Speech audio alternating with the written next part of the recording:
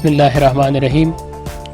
د IOC موسسې ټولو درنو زده کوونکو ته زموږ په یوټیوب چینل کې ښه راغلاست وایم. دا چې IOC موسسه د کلونو راهیسې خپلو هیوادوالو ته تعلیمي او مسلکي خدمات وړاندې کوي او د تل په څیر یې د یتیمو او غریبو لاسنیوی او پاملرنه کړې، نو په همدې اساس اوس IOC موسسه په پام کې لري چې خپلو هیوادوالو او بالخصوص د IOC موسسې ټولو هغو شاګردانو ته چې د انټرنیټ سره لاسرسی لري د آنلاین زده کړو لړۍ پیل کړي، په دې هیله چې تاسو ورڅخه پوره ګټه واخلئ. راځو نن د کمپیوټر د بعضې مهمو پروګرامونو په هکله تاسې سره لنډې ویډیوګانې شریکوم چې په دغه ویډیوګانو کې به تاسې د کمپیوټر د پروګرامونو په زړه پورې تخنیکونه او طریقې زده کوئ چې یا تخنیکونه به ستاسې لپاره اړین او په روزمره ژوندانه کې ډیر زیات استعمالیږي. دوستانو، په نننۍ ویډیو کې ما ستاسې دپاره په MS اکسل پروګرام کې یو 15 داسې ټریکونه اماده کړي چې کیدای شي تاسو د ده سره آشنا نه اوسئ یا کیدای شي تاسو دا مخکې چېرته ورباندې کار نه یې کړی. راځو سټارټ اخلو د ټریک نمبر 1 نه. په ټریک نمبر 1 کې به تاسو دا زده کوئ چې how to change direction to move selection by pressing the enter key. دوستانو، هر کلم چې تاسو غواړئ چې د سیل دا کم ډایرکشن چې دی دا تاسو ښي طرف ته چینج کړئ یا ښي طرف ته. ګوره زه غواړم دې ځای نه چې کلم زه دلته څه لیکل کوم، لکه زه ورته ورکوم چې دا زموږ سره نیم شو او زه دلته څه وهم انټر بټن. نو ګوره چې کلم انټر بټن وهمه دا ډایرکشن دا ښکته لورې ته راځي. داسې زه غواړم چې دا د ښي طرف ته راشي. نو د دپاره تاسو کوشش وکئ چې راشئ فایل مینیو ته. دې ځای کې به فایل مینیو ته راشئ، را به شئ آپشن باندې به کلیک وکړئ. په آپشن کې به تاسو داسې چل وکړئ، را به شئ ایډوانس ته او په ایډوانس کې به تاسو دا ټیک مارک که چېرته آف وي دا به آن کې او ډایرکشن ته به مخامخ دا بټن باندې کلیک وکړئ او دلته به تاسو څه والی رایټ به والی. چې کلم تاسو رایټ واخیسته اوکې که ده. اوس ګوره چې کلم زه دې ځای کې څه لیکله زه کومه، لکه دلته ورته ورکومه نیم او دنه پس انټر وهمه، نو ګوره دا ډایرکشن کم طرف ته راغی؟ ښي طرف ته راغی. نو په دغه طریقه تاسو کولی شئ چې د سیل ډایرکشن څه وکئ؟ چینج کئ. د کم کی په ذریعه؟ د انټر کی په ذریعه. که چېرته تاسو سره پښتو لیکلي نو دغه دپاره کوشش وکئ ډایرکشن تاسو څه والی؟ لیفټ والی. راځو دوستانو اوس ټریک نمبر 2 په لورې. ټریک نمبر 2 ستاسو دپاره ډیر زیات یو مهم ټریک دی. دغه ټریک کې به تاسو دا زده کوئ چې how to repeat last command in Excel.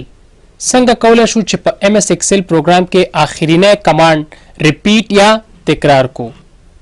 لکه د مثال په ډول که چېرته م زه راشم دې ځای کې دغه لیکل زه انتخاب کم او دنه وروسته راشم هوم ریبن ته او په هوم ریبن کې زه دې ته یو کلر ورکوم، لکه دا کلر ما ورته انتخاب کړ، ریډ کلر. اوس تاسو ګورئ آخرینی کمانډ ما په ده باندې څه وکړه؟ د لیکلو دغه کلر مې چینج کړ. اوس دا زموږ سره لاست کمانډ دی. زه اوس غواړم همدغه کم لاست کمانډ چې ما اخیستی دا په دې نورو لیکلو باندې هم څه وکړم؟ اپلای کړم. لکه ګوره زه به په دې لیکلو باندې راوړم. نو دا سیل به زه انتخاب کړم. د دې دپاره یو شارټکټ استعمالیږي په کیبورډ کې چې هغې ته موږ F4 کی وایو. نو تاسو به F4 کی کیبورډ ته پریس کړئ. تاسو ګورئ هر یو کار چې تاسو اوس لیکنه کړي یا څه بل څه تاسو غواړئ هغې کلر ریپیټ، ګوره دغه کلر موږ دې ځای کې ډېر په اسانۍ سره څه وکړه؟ ریپیټ هم که. نو په همدې اساس تاسو کولی شئ چې لاست کمانډ په MS اکسل کې ریپیټ یا تکرار کوئ. اوس تاسو ګورئ زه به دې ځای کې یو بل کمانډ اپلای کړم. لکه زه به داسې چل وکړم چې دلته به دا ایریا انتخاب کړم او دنه به پس راشم په دې بارډر باندې به کلیک وکړم او دې ته به ورکړم آل بارډرز. تاسو ګورئ آخرینی کمانډ په MS اکسل کې هغه څه و؟ بارډر ورکول و چې موږ دې ځای ته بارډر ورک. اوس به زه دا چل وکړم همدا به په بل ځای کې تکرار کړم یا یې ریپیټ کړم. نو دا ساحه به انتخاب کړئ او د کیبورډ ته به تاسو کومه بټن وهئ؟ F4 بټن. ګوره زه به F4 بټن پریس کړم. نو ګوره دې ځای کې موږ سره هغه کوم بارډر چې و هغه په خپله ریپیټ یا تکرار شو. نو په دغه طریقې سره تاسو هر یو کمانډ یا هر یو اکشن تاسو یې ریپیټ کولی شئ د F4 کی په ذریعه.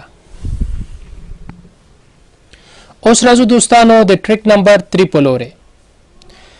ټریک نمبر 3 زموږ دپاره ډېر زیات امپورټنټ ټریک دی چې په دې ټریک کې به تاسو دا زده کوئ چې how to automatically insert country code before phone numbers. څنګه کولی شو چې د هر یو فون نمبر سره country code په اتومات ډول insert یا راوړو. دوستانو په دغه ټریک کې هر کلم چې تاسو په اکسل پروګرام کې د فون یو شماره ورکوي نو په دې کې دا مشکلی چې دا 0 نه اکسپټ کوي. لکه مثال کچرته هم دلته ورته ورکم چې 07788543221 ګورئ چې کله زه اوس انټر پرس کوم نو د دغه 0 سو شي هغه ختم شي. نو دغسې مشکلات سره تاسو بار بار مخ کېږئ په اکسل کې.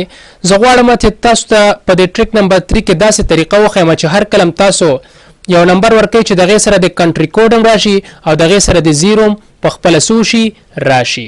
نو دوستانو داسې چل به وکړئ چې را به شي دا لیکل به زه دلته ډیلیټ کړم.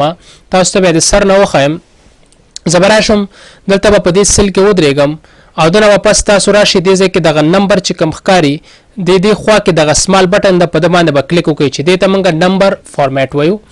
په دې باندې به کلیک وکړئ او بیا به راشي تاسو په کمپیوټرونو کې به جنرال انتخابي جنرال په ځای به تاسو څه والی کسټم به والی او کسټم نه به وروسته تاسو داسې چل وکړئ چې دغه کوم جنرال دلته په دې ټایپ کې لیکل شوی دا به ختم کړئ او دنه به وروسته تاسو دې ځای کې ورته کنټري کوډ اډ کړئ. لکه زه ورته ورکوم چې د افغانستان کنټري کوډ چې دی 0093 دا به ورکړم او دنه به وروسته تاسو سپیس بټن ووهئ او سپیس بټن نه به وروسته تاسو 10 ټایمز 0 دلته اډ کړئ یعنی 10,000 به ورکوئ. دا ځکه چې زموږ سره د تلیفون په شماره کې 100 ډایجټ سي 100 نمبر وي 10 نمبر وي. نو زه به ورته ورکړم چې 1 2 3 4 5 6 7 8 9 10 10,000 مې 0 ورته ورکړ او دنه وروسته به تاسو داسې چل وکړئ چې دا به څه وکړئ اوکې به کوئ. اوکې کولو نه به وروسته تاسو دا کوم ډیزاین چې موږ په دې سل باندې راوستو دا به په دې نورو باندې اپلای کوم. دا ځکه چې بار بار موږ داسې نشو کولی چې راشو دې ځای کې فارمټ ته او دلته دا نمبر چینج کړو. همدغه کوم سټایل چې دی د کونج کې به ودرېږئ او په دې نورو سلونو باندې راکش کړئ تر څو دا په ټولو باندې دا افیکټ یا د دې دا کوم فارمټ چې دی څه وشي اپلای شي.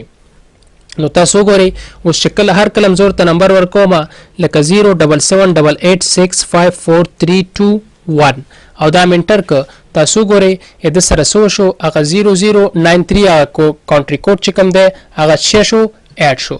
نو په دې ترتیب تاسو کولی شئ چې هر څنګه نمبر یې تاسو سره د هغې سره څه وکړئ کانټري کوډ اډ کړئ. دغسې زه ورته بل نمبر وکړم لکه 077 65436677 او دا مې څه که انټر مې که. تاسو ګورئ هغه کنټري کوډ ورسره په اتومات ډول څه شو راغی. نو دا زموږ سره ټریک نمبر 3 و.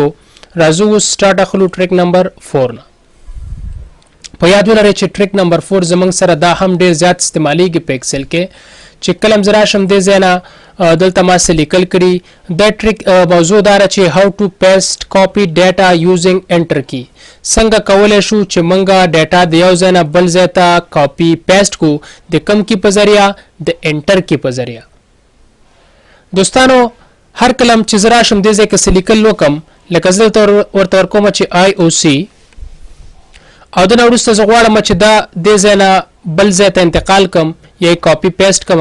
نو تاسو دا څه وکئ دا کاپي کوئ او کاپي نه وروسته به ورته ځای انتخاب کوئ او دا به څه وکئ پیسټ به کوئ. ګوره ما دا پیسټ واخیست.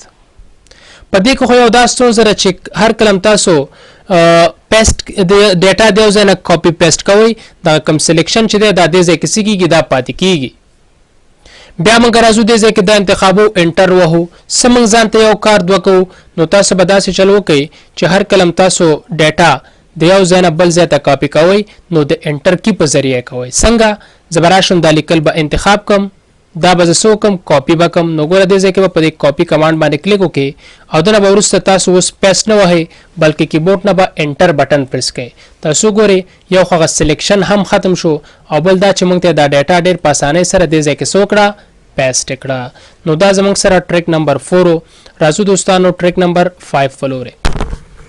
ټریک نمبر 5 زموږ او تاسو د لپاره ډیر زیات امپورټنت ټریک ځکه دی کم کسان چې د انګلیسي د لغاتونو په پرونونسیشن یا په تلفظ کې مشکل لري نو دا ټریک دغه د لپاره ډیر زیات ګټور تمامېږي کوشش وکړئ هغه کسان چې د انګلیسي په لغاتونو کې مشکل لري هغه په صحیح توګه نشي تلفظ کولای نو هغه د دې ټریک نه ګټه واخلي راځو د دې ټریک د لپاره زموږ سره یو کمانډ استعمالیږي چې دا کمانډ کې دی چې تاسو مخکې چیرته ور باندې کار هم نه کړی دې کمانډ ته موږ څه وایو سپیک سیل کمانډ ورته ویلی شو زه به راشم دا کمانډ به څنګه راولم په اکسل کې ته رابشئ فایل ته فایل نه به وروسته راشئ آپشن ته په آپشن کې به تاسو داسې چل وکړئ چې رابشئ کسټمایز ریبن په کسټمایز ریبن کې به تاسو راشئ د چوز کمانډ فرام د بټن باندې به کلیک وکړئ او دنه به وروسته تاسو انتخاب کړئ کمانډز ناٹ ان د ریبن دا به والی چې کله کمانډز ناٹ ان د ریبن انتخاب کو دا زموږ سره ټول کمانډز دی لیست کې تاسو ته چې ښکاري دا ټول کمانډز دي اوس تاسو به سپیک سیل کمانډ دلته څه کوئ پیدا کوئ د دې دپاره چې په اسانۍ سره پیدا شي تاسو به د کیبورډ نه اس بټن پریس کړئ ځکه چې هغه د اس سره څه کیږي شروع کیږي سپیک سیل نو زه به اس پریس کم تاسو ګورئ سپیک سیل به اوس دې ځای کې پیدا شي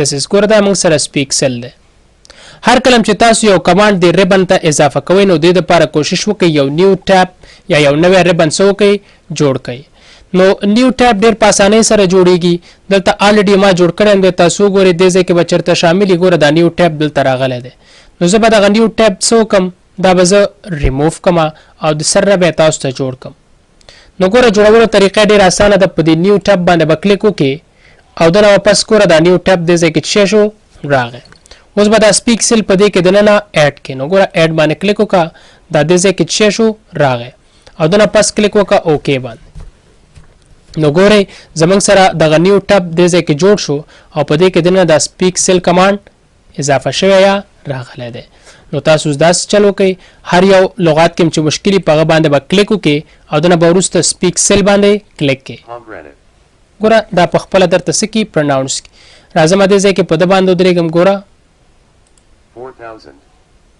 په همدې ترتیب سره په ده باندې تاسو کلیک وکړئ او دنه په سپیک سیل